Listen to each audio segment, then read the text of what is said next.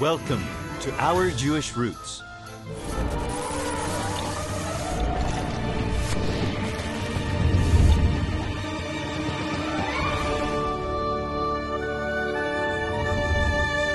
In chapter 3, there is a message given to the congregations in Sardis. Again, we're looking at a number of cities here, and they're exhorted, they're told, wake up and strengthen what remains.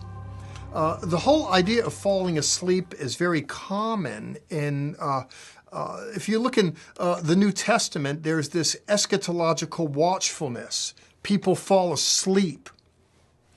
The disciples did as well. You might recall in Gethsemane, they were woken by Yeshua's arrest. Things just kind of drag on and people get dreary, they get weary. And he says, wake up. And in verse 3, remember what you have received and heard. The exhortation to this watchfulness at the end of days, to not let yourself slumber.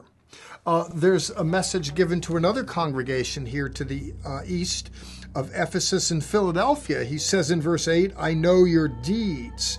He says in verse 9, there are these pretenders among you, these fakes, individuals who say they are Jewish but are not. By the way, parenthetically, there's a lot of stuff that parades around in the name of Jewish perspective on biblical literature that's not particularly authentic, not very kosher. There are people here that are pretending to be part of the community, and the congregation, the early church, is so Jewish. He just says, they're pretending to be Jews like you. There's hardly any Jews in the church today, tragically. That's why I love this program, Our Jewish Roots. I really do, to help stimulate an appreciation for things Jewish. To Laodicea now, in verse 14, he says, you're lukewarm. Would that you were either cold or hot. He says, but I'm going to spew you out of my mouth in verse 16. By the way, interestingly, Laodicea was known for its lukewarm waters. And by the way, Laodicea in antiquity was also known for the manufacture of eye ointment. I mention that because he says, I counsel you to get salve to anoint your eyes in verse 18.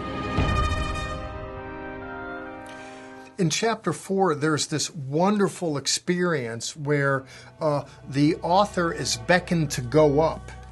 In chapter 4, verse 1, that a door was standing open in heaven, and there's a voice, come up here, and I will show you what must take place after these things.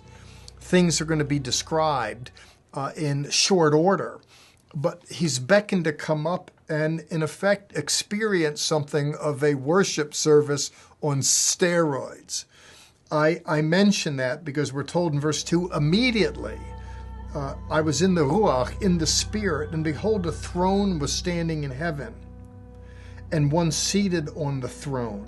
And then around the throne there are individuals worshiping, etc. And the author here gets quite an experience.